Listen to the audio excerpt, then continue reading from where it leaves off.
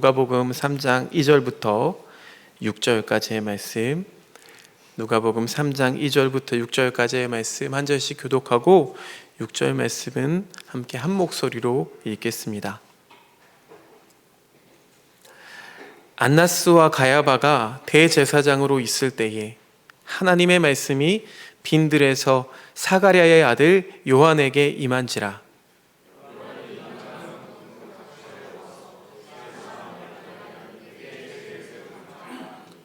선지자 이사야의 책에 쓴 바 광야에서 외치는 자의 소리가 있어 이르되 너희는 주의 길을 준비하라. 그의 오실 길을 곧게 하라.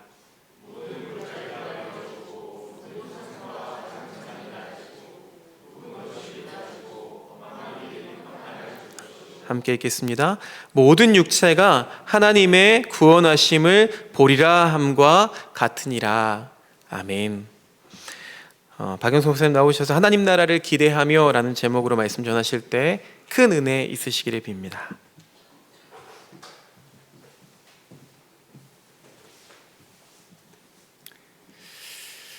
사랑의 하나님 아버지 감사합니다. 이 시간 하나님의 말씀을 나눌 때 성령님께서 우리 가운데 역사하사 주의 음성을 듣게 하시고 그 말씀대로 우리가 이 땅을 변화시키며 우리의 삶이 변화되는 놀라운 은혜 가운데 살아가게 하여 주시옵소서.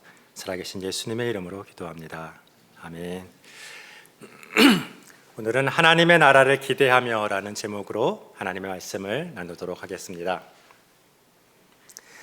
1944년 6월 6일은 D-Day라고 불리고 1945년 5월 8일은 V-Day라고 불립니다. 1944년 6월 6일 D-Day는 2차 대전에서 연합군이 프랑스 노르망디에 상륙한 날이고 1945년 5월 8일 V-Day는 나치 독일이 무조건 항복하고 연합군이 승리한 날입니다. V-Day는 당연히 빅토리 데이, 승리의 날이지만 D-Day가 무슨 말이냐는 해석은 많이 있었습니다.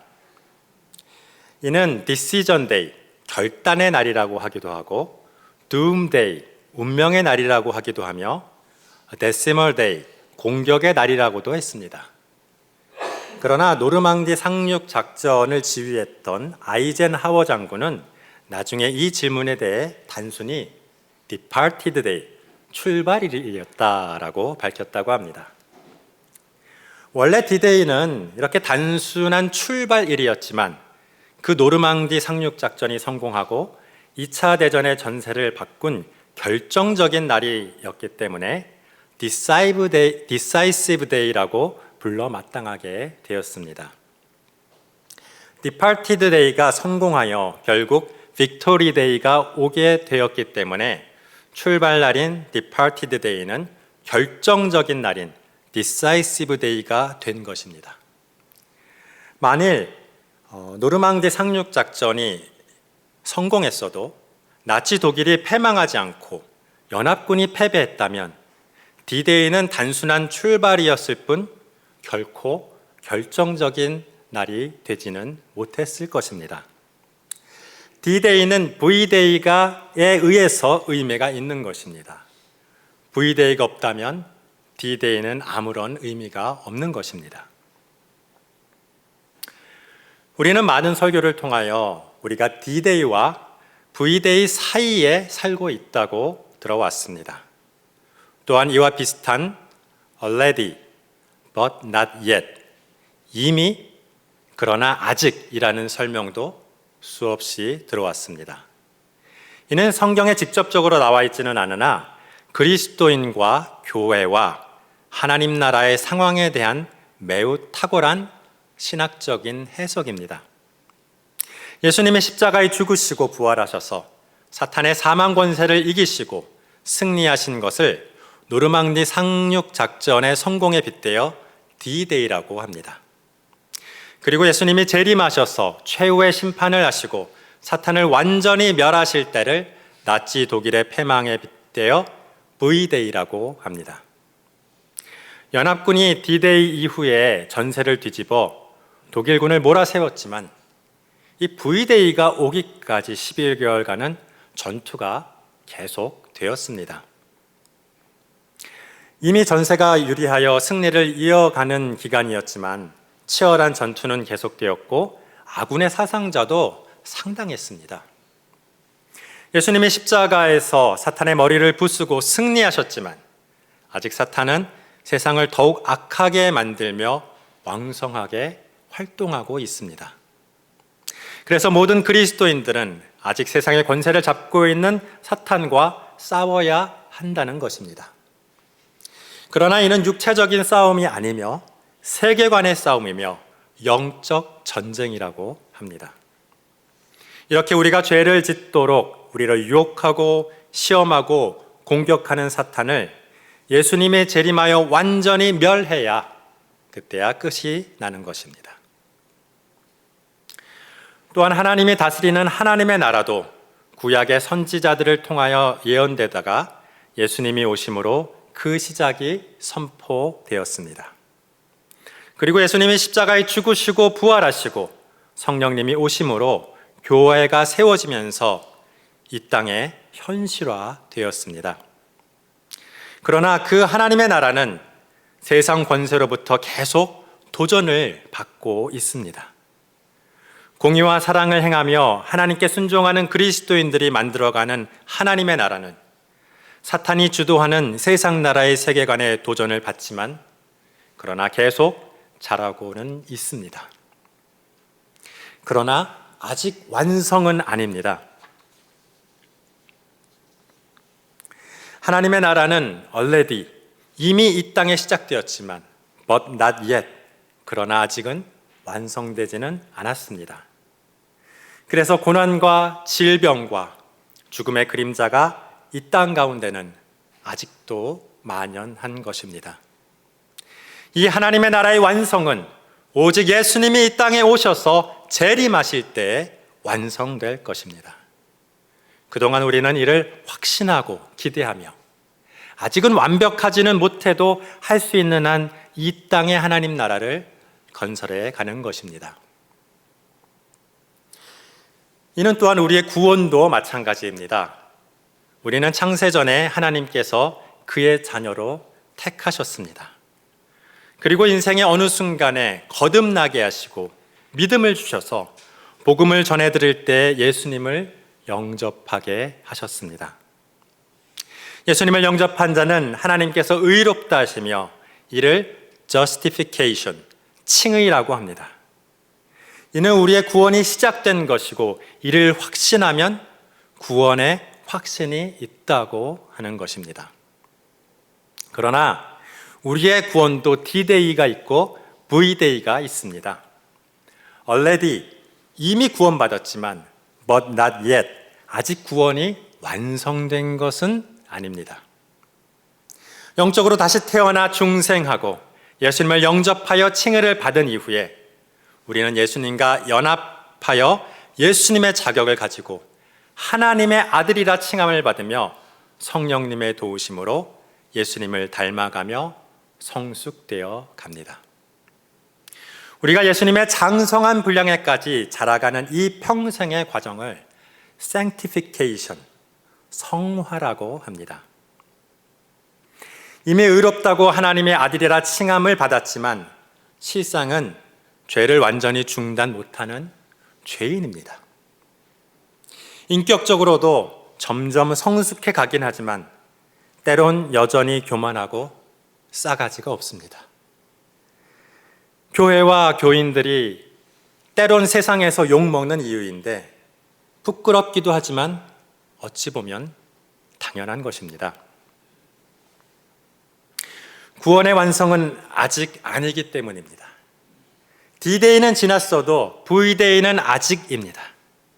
평생 성화되어도 완성에 이르지 못하며 죽고 나서 예수님이 재림하실 때 우리도 부활하여 비로소 우리의 구원은 완성이 됩니다.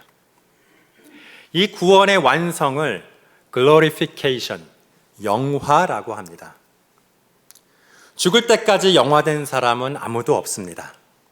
다윗도 바울도 아직 영화되지 못했습니다. 그들은 삶에서 구원받고 성화되었지만 그리고 지금도 낙원에서 하나님의 품에 있지만 아직 영화된 것은 아닙니다. 아직 구원이 완성된 사람은 없고 예수님이 재림하셔서 하나님의 나라를 완성하실 때 모든 그리스도인은 성화로는 부족한 부분이 완성되고 영화되어 완성된 하나님 나라를 살아가는 것입니다. 드디어 V데이를 살아가게 되는 것입니다. 이러한 신학적 설명에 의하면 성령님이 오신 후에 교회 시대에 그리스도인들만이 이 D-Day와 V-Day 사이에서 already but not yet의 상태에서 살아가고 있습니다. 그러나 성경을 자세히 보면 모든 인류가 D-Day와 V-Day 사이에서 already but not yet의 상태에서 살아가고 있는 것으로도 보입니다.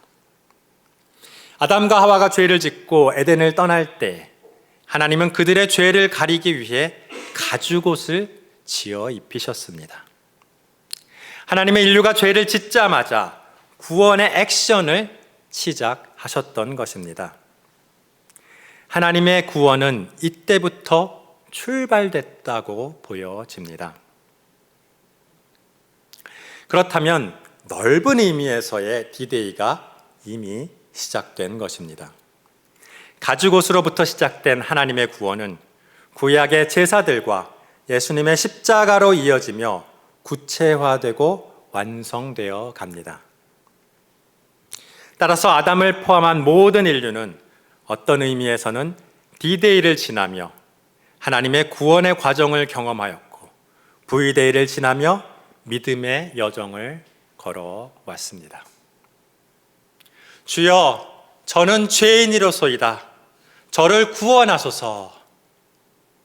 이는 아담부터 지금까지 하나님을 향한 우리의 솔직한 고백입니다.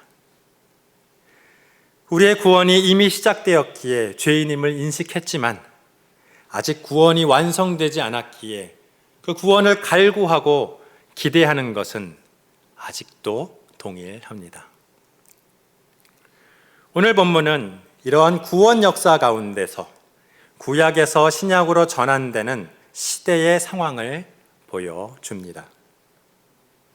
예수님이 성육신하여 이 땅에 태어났지만 아직 공생애를 시작하기 전입니다. 구약의 마지막 선지자로 불리는 세례 요한의 이야기입니다.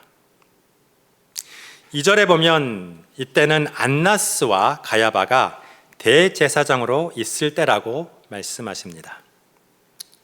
안나스는 서기 6년부터 15년까지 유대의 대제사장이었고 그의 사위였던 가야바는 서기 18년부터 26년까지 대제사장이었습니다.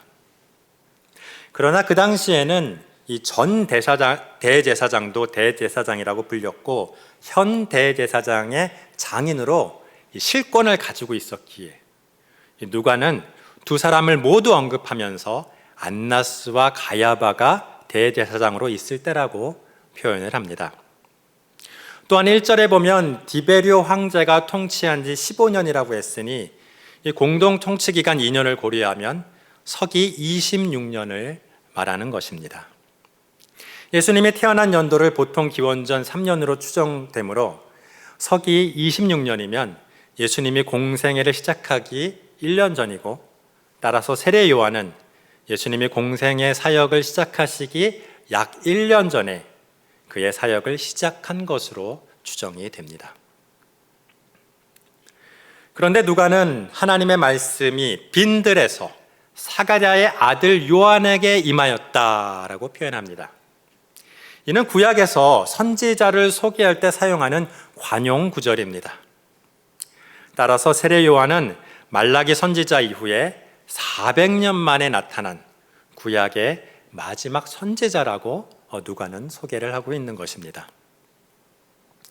예수님은 마태복음 11장 11절에 여자가 낳은 자 중에 세례 요한보다 큰 이가 일어남이 없도다라고 하면서 구약에서 가장 큰 자라고 평가를 합니다. 왜냐하면 예수님의 길을 직접적으로 예비하였고 예수님께 세례까지 베풀었기 때문입니다. 제사장이 인간을 대표하여 하나님께 나아가 제사를 드리는 사람이라면 선지자는 하나님을 대신하여 인간에게 나와 하나님의 말씀을 선포하는 사람입니다. 세례 요한이 전한 하나님의 말씀은 마태복음 3장 2절처럼 회개하라 천국이 가까웠느니라 입니다. 예수님으로 시작될 천국이 임박하였다는 선포였습니다. 그러니 그 천국을 준비하고 맞이하기 위해서 회개하라는 것입니다. 즉 세례 요한은 죄를 회개하여 심판받지 말고 구원을 받아 천국을 맞이하라는 그 하나님의 말씀을 선지자로서 선포한 것입니다. 천국이란 하나님의 다스림을 말하는데 하나님의 다스리면 죄인은 심판받고 죄를 회개한 의인은 구원을 받게 되기 때문입니다. 그래서 누가는 본문 3절에 요한이 요단강 부근 각처에 와서 죄 사함을 받게 하는 회개의 세례를 전파했다고 합니다. 여기서 누가가 죄 사함을 받게 하는 세례라고 설명한 것은 예수님의 부활 후에 마가의 다락방에서 제자들이 받은 성령의 세례를 염두에 두고 구별하여서 설명한 것입니다. 누가는 누가복음 후편인 사도행전의 그 1장 5절에 요한은 물로 세례를 베풀었으나 너희는 몇 날이 못되어 성령으로 세례를 받으리라 하셨느니라 라고 이를 구별해서 설명했습니다. 회개의 물 세례와 권능의 성령 세례로 구분한 것입니다. 지난 주일에도 우리가 세례를 베풀었지만 오늘날의 세례는 회개하고 예수님을 영접하여 구원을 받는 것과 예수님의 영인 성령님을 받는 것을 모두 포함하는 성례입니다. 그러나 그 당시는 아직 예수님이 활동하시기 전이고 성령님이 이 땅에 임하시기 전이므로 세례 요한은 사람들이 회개하여 예수님을 영접할 준비를 하게 하기 위해 물 세례를 베풀었었던 것입니다. 그리고 본문 4절부터 6절까지는 이사야서 40장 3절에서 6절을 인용합니다. 선지자 이사야가 예언한 것이 세례 요한을 통하여 다시 한번 선포되는 것입니다. 너희는 주의 길을 준비하라. 그의 오실 길을 곧게 하라. 아멘. 이사야는 이스라엘을 구원할 메시아를 기대하며 이스라엘의 왕으로서 오실 그를 맞이할 준비를 하라고 예언을 했었습니다. 그리고 수백 년이 지난 지금 세례 요한은 이제 1년 후면 공생애를 시작하실 예수님을 앞두고 같은 선포를 합니다. 죄를 회개하고 의를 행함으로 예수님을 메시아로 맞이하고 영접할 준비를 하라는 말씀입니다. 또한 5절에 모든 골짜기가 메워지고 모든 산과 작은 산이 낮아지고 굽은 것이 곧아지고 험한 길이 평탄하여질 것이요 라고 선포합니다. 이사야의 시대에도 그랬지만 수백 년이 지난 지금도 세상은 하나님의 뜻이 아닌 인간의 악함으로 억울하고 불공평하다는 것입니다. 모든 골짜기가 메워진다는 것은 가난한 자와 비천한 자가 없어진다는 말이고 산이 낮아진다는 것은 계급이 타파된다는 말이며 굽은 것이 곧아진다는 말은 왜곡됨과 억울함이 풀린다는 말이고 험한 길이 평탄하여진다는 말은 삶의 고난이 해결된다는 말로 해석될 수 있겠습니다. 그 당시에는 아수르로 인한 국난이 있었지만 지금은 로마로 인한 국난이 있습니다. 사람들은 언제나 가난과 고난에 절망하며 자신을 구원할 메시아를 찾았고 세례 요한은 이제 예수님으로 인해 그 구원을 가져올 하나님의 나라를 선포하고 있는 것입니다. 그 나라가 임하면 6절에 모든 육체가 하나님의 구원하심을 보리라 하고 말씀하십니다. 이는 이사야서 말씀인 여호와의 영광이 나타나고 모든 육체가 그것을 함께 보리라를 약간 변형하여 인용한 것입니다. 여호와의 영광을 하나님의 구원하심으로 재해석했던 것입니다.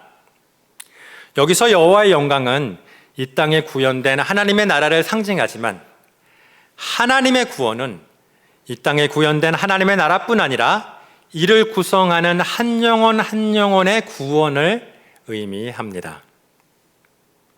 사람들의 기대와는 달리 예수님은 정치적 왕으로서 한 지역, 한 시대를 변화시키기보다는 영혼의 구세주로서 모든 지역의 모든 시대를 변화시키셨습니다.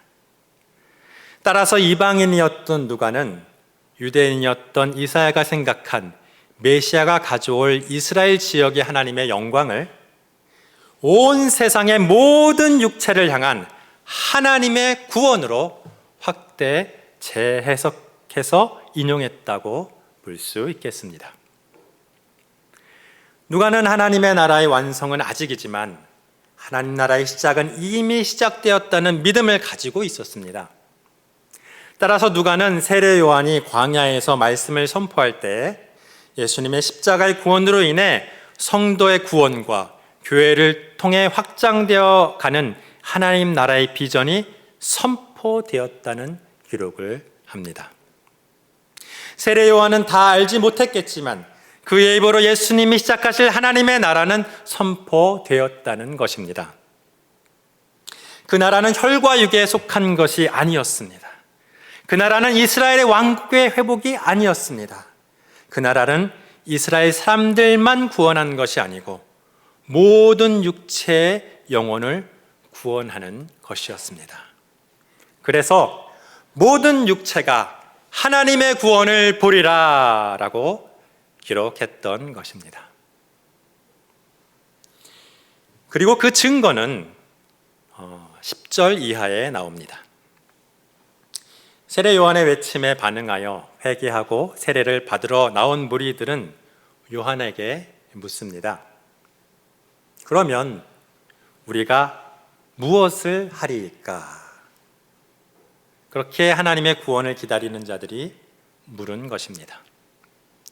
이에 세례 요한은 로마에 대항할 수 있도록 무기를 만들고 군대를 만들라고 하지 않았습니다. 메시아를 모시고 새로운 하나님의 왕국을 세울 수 있도록 사람들과 재물을 모으라고 하지 않았습니다. 11절의 세례 요한은 옷 2벌이 있는 자는 옷 없는 자에게 나눠줄 것이요 먹을 것이 있는 자도 그렇게 할 것이니라 라고 말씀합니다. 이것이 어떻게 메시아를 예비하고 왕을 모실 사람들이 해야 하는 일입니까? 세례 요한이 선포한 하나님의 나라는 부주의한 세상을 변혁하는 전혀 다른 차원의 행동을 요구합니다. 권력과 재물과 힘으로 다스리는 나라가 아닌 사랑으로 다스리는 나라로 변혁할 것을 요구합니다. 옷과 먹을 것을 나누어 주는 것은 하나님의 나라를 이 땅에 이루어가는 놀라운 행동이 아닐 수 없습니다. 여기서 옷은 겉옷을 의미하는 히마티온이 아니고 속옷을 의미하는 키토나스입니다. 이스라엘 사람들은 모두 겉옷은 하나씩 가지고 있지만 가난한 자들은 겉옷은 있어도 속옷은 가지고 있지 못한 사람들이 많았습니다. 그런데 속옷이 없으면 일교차가 심했던 이 이스라엘의 밤에는 추위에 떨어야 했습니다. 그래서 2벌의 속옷을 가지고 있다면 한 벌도 없는 가난한 자들이 추위에 떨지 않도록 나누라는 그런 말씀입니다. 또한 먹을 것이 남는다면 먹을 것이 없는 가난한 사람에게 나누어 주라는 말씀입니다. 이는 하나님의 마음을 품은 율법의 기본적인 명령입니다. 그러나 이스라엘 백성들은 그 하나님의 기본적인 율법도 지키지 못했고 그래서 그 나라가 멸망했었던 것입니다. 하나님의 나라를 세우는 핵심은 군대나 재물이 아니라 이웃을 긍휼히 여기는 사랑의 실천이라고 말씀하십니다. 그리고 12절 이하에는 세례 요한은 무엇을 할지 묻는 세리들에게 부과된 것 외에는 거두지 말라 하십니다. 그 당시 세리들은 자신의 부를 축적하기 위해 속여서 세금을 포탈하는 경우가 많았습니다. 이로 인해 가난한 자들이 고통당하지 않도록 공의를 실천하라는 말씀입니다. 또한 14절 이하에는 군인들에게 사람에게서 강탈하지 말며 거짓으로 고발하지 말고 받는 급료를 족한 줄 알라 하십니다. 그 당시 군인들은 직업적인 용병이었는데 권력자들이나 세리들의 명령을 받아 경찰의 역할도 했다고 합니다. 그래서 그들의 명령으로 백성들을 억압하기도 하고 거짓으로 고발하기도 하며 이를 빌미로 돈을 강탈하기도 했다고 합니다. 당연한 이야기지만 자신의 이익을 위해 권력을 남용하지 말라는 말씀입니다. 어쩌면 오늘날 권력을 가지고 있는 모든 사람들에게 공의를 행하라라고 말씀하고 있는 것입니다. 이러한 세례 요한의 회개한 자들을 향한 명령은 이웃을 사랑하고 공의를 행하라는 말씀으로 요약됩니다. 이미 율법에서도 말하고 있는 것이지만 하나님을 떠나 세상을 섬기던 자들은 이를 무시하고 반대로 행했었던 일입니다. 아주 기본적이지만 하나님의 나라가 서기 위한 그 구성원들의 행동 규범입니다. 그러나 세례 요한은 두 벌 가진 옷을 나누라 하였지 부자의 것을 빼앗아 가난한 자들에게 나누라고 하지 않았습니다. 세금을 공정하게 거두라 하였지 세리를 그만두고 로마에 맞서라고 하지 않았습니다. 강탈하지 말라고 하였지 군인을 그만두고 무력을 포기하라 하지 않았습니다. 어떻게 보면 너무나 소극적인 명령입니다. 그러나 하나님 나라를 준비하는데 이보다 더 큰 일은 없습니다. 하나님 나라는 세상에서 혁명을 일으켜서 세우는 나라가 아닙니다. 그러나 혁명을 일으켜서 세우는 나라의 백성은 소외되고 굶주려도 하나님 나라의 백성은 함께 배부를 것입니다. 하나님 나라는 이스라엘의 새로운 왕이 로마를 물리치고 큰 나라를 세워 수백 년을 번성한 나라가 아닙니다. 그 왕국의 백성은 강탈당하고 거짓으로 고발당할 수도 있겠지만 하나님 나라의 백성은 억울함이 없는 삶을 살게 될 것입니다. 하나님 나라는 혈과 육의 나라가 아니라 영적인 나라이기에 다양한 정치적 형태를 가진 수많은 나라에도 존재할 수 있지만 그 하나님 나라에 속한 사람들을 분명히 구원합니다. 그 구원은 죄를 용서받고 영생을 소유하는 영혼의 구원만을 의미하는 것이 아니고 현실의 구원을 포함합니다. 옷이 없어 떠는 사람이 옷을 받아 따뜻하게 되고 먹을 것이 없어 굶주린 사람이 함께 먹고 살아나게 됩니다. 힘이 없어 억울하게 빼앗기고 착취당하던 사람들이 공의가 실현되는 것을 그 눈으로 목격합니다. 그것이 가능한 이유는 하나님께서 기뻐하시는 일을 그 구원받은 백성이 기꺼이 행하기 때문입니다. 무리가 물어 우리가 무엇을 하리이까? 세리들도 이르되 우리는 무엇을 하리이까? 군인들도 물어 이르되 우리는 무엇을 하리이까? 이 구원받은 자들의 물음과 그 답변에 대한 기꺼운 실천이 바로 이 땅에 하나님의 나라를 세워가는 것입니다. 주의 길을 준비하고 그의 오실 길을 곧게 하는 것입니다. 모든 골짜기가 메워지고 모든 산과 작은 산이 낮아지고 굽은 것이 곧아지고 험한 길이 평탄하여지는 것입니다. 모든 육체가 하나님의 구원을 보는 것입니다. 세례 요한은 하나님의 구원의 역사에 그 중심에 서 있었던 사람입니다. 예수님이 성육신하여 태어났지만 아직 활동하시기 전이고 십자가에 죽으시고 부활하시기 전이었습니다.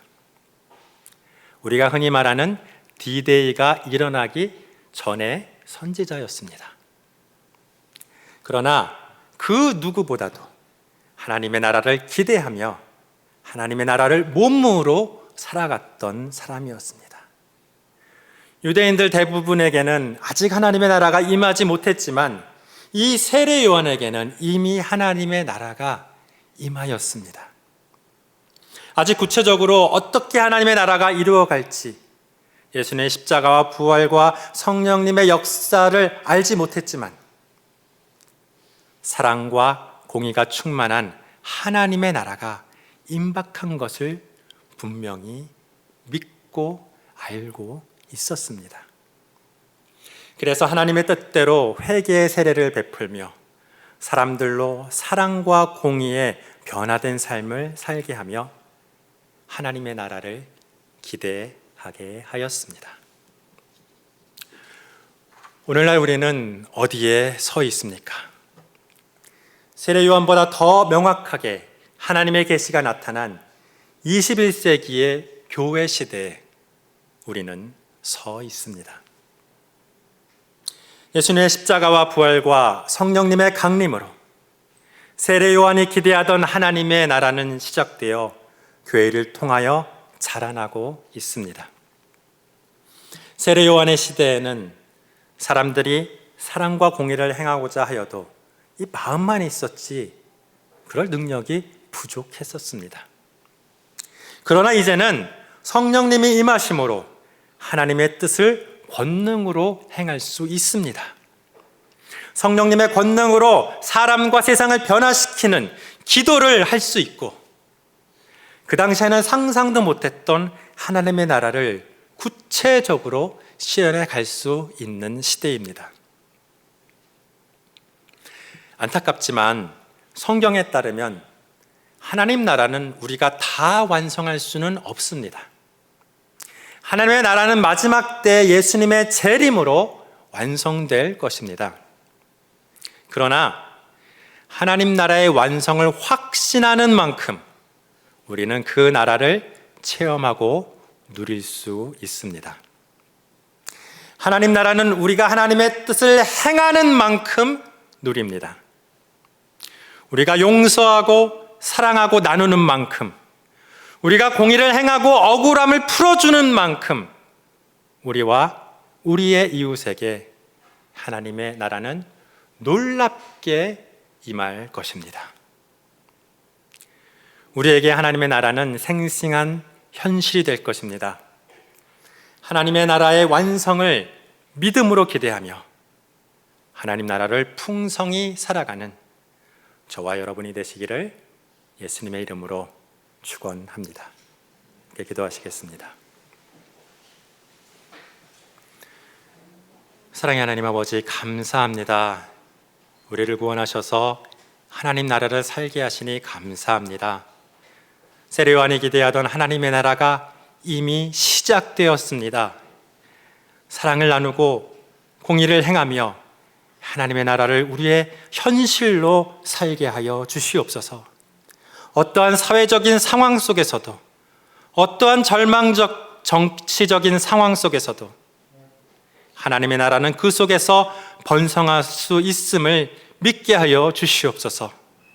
그래서 전에는 불가능하던 선행을 성령님의 도우심으로 담대히 행하게 하시고 그 수혜자들과 더불어 하나님의 나라를 풍성히 나누고 누리게 하여 주시옵소서.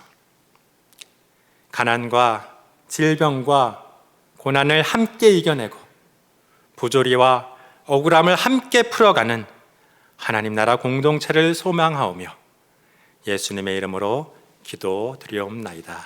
아멘.